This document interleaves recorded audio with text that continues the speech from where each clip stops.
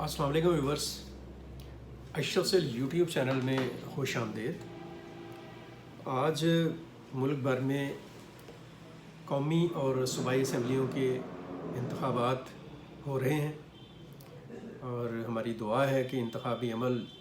पुरअमन तरीके से कामयाब हो, लोग अपना वोट का हक भरपूर तरीके से इस्तेमाल करें। आज हमारा जो व्लॉग है इलेक्शंस के हवाले से, पॉलिटिकल एक्टिविटीज़ के हवाले से और इलेक्शन कैंपेन्स के हवाले से, उसका जो सेंट्रल पॉइंट है वो पाकिस्तान तहरीक इंसाफ है। पाकिस्तान तहरीक इंसाफ का जो सियासी मिजाज है और पाकिस्तान तहरीक इंसाफ की लीडरशिप ने 2011 के बाद जिस तरह का एग्रेशन दिखाया अपनी एक पॉलिटिकल विल के अंदर, वो हम सब जानते हैं। लेकिन 9 मई के बाद और ख़ास तौर पर इन इंतखाबात में, इस इंतखाबी अमल में पाकिस्तान तहरीक इंसाफ की क़यादत में और उसके जो पॉलिसी साज, उसकी जो पॉकेट्स हैं, उसके जो ज़िम्मेदारान हैं, उसकी पॉलिसी को तय करने वाले, ख़ास तौर पर जिन्होंने इलेक्शन कैंपेन की पॉलिसी को डिज़ाइन किया और उसको एग्जीक्यूट किया, उनमें एक बहुत ही, मैं समझता हूँ कि कंस्ट्रक्टिव तब्दीली देखी गई। और ये तब्दीली जो है मैं उसको आज अप्रिशिएट करना चाहूँगा, बावजूद इस बात के कि तहरीक इंसाफ को सख्त मुश्किलात का सामना है और 9 मई के बाद इन मुश्किलात में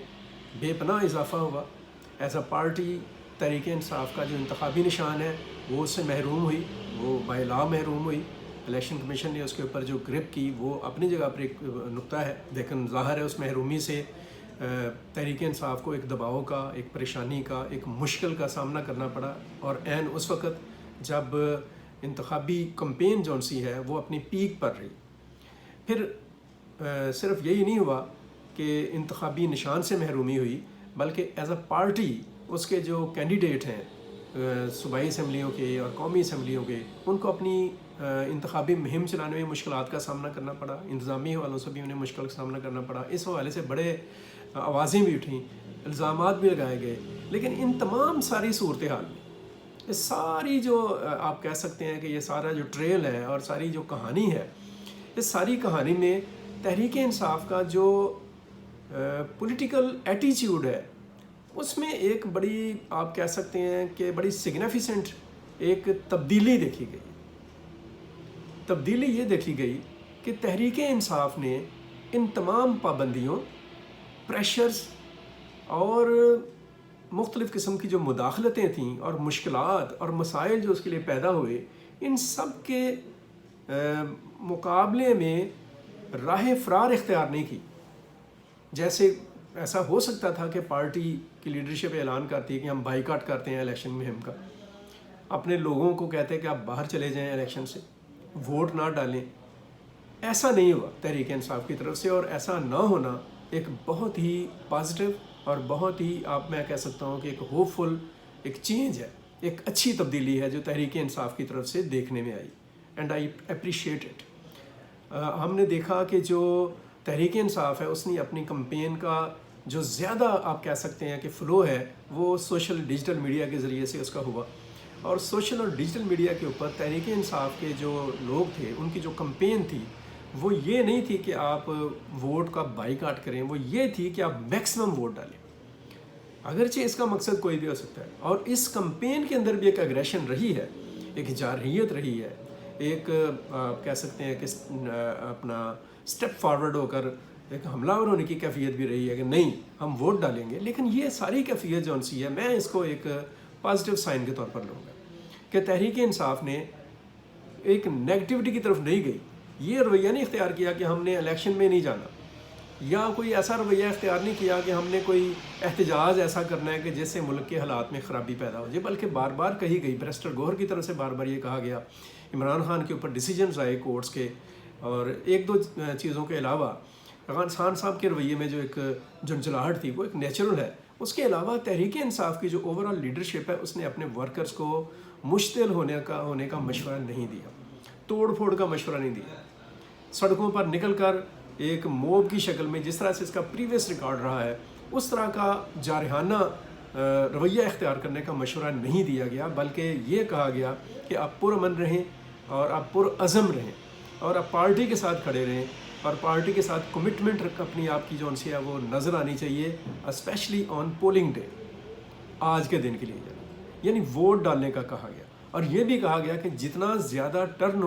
آؤٹ ہوگا اتنا ہی ہمارے مفاد میں ہے۔ بے شک ان کے مفاد میں ہے، اور ٹرن آؤٹ کے زیادہ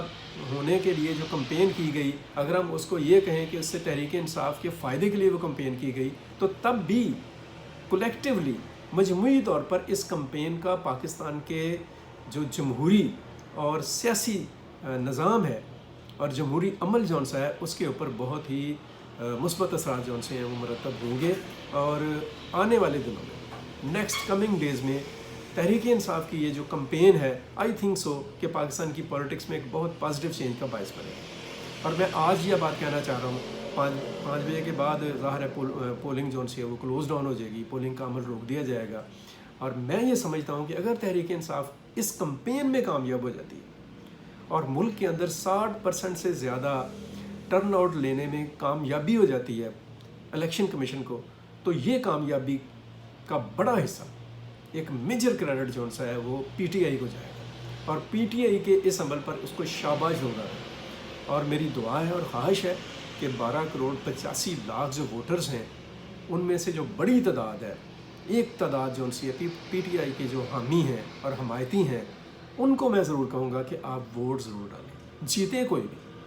الیکشن کا رزلٹ کسی کے بھی حق میں آ جائے، حکومت کوئی بھی بنا لے، وزیر اعظم کوئی بھی بن جائے، اس چیز سے قطع نظر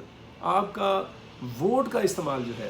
آپ کے اپنے امیدوار کے لیے، آپ کی اپنی پولیٹیکل پارٹی کے لیے، وہ پاکستان میں ڈیموکریسی کو مضبوط کرے گا، وہ پاکستان میں سیاسی شعور کو بہتر بنائے گا، پاکستان میں سیاسی نظام کو اچھا کرے گا۔ اور یہ سارا کام پی ٹی آئی کی کمپین میں دکھائی دیا ہے، اور پی ٹی آئی کے اس مثبت اور اس تعمیری اور اس ایک مستحکم سیاسی عمل کو ہم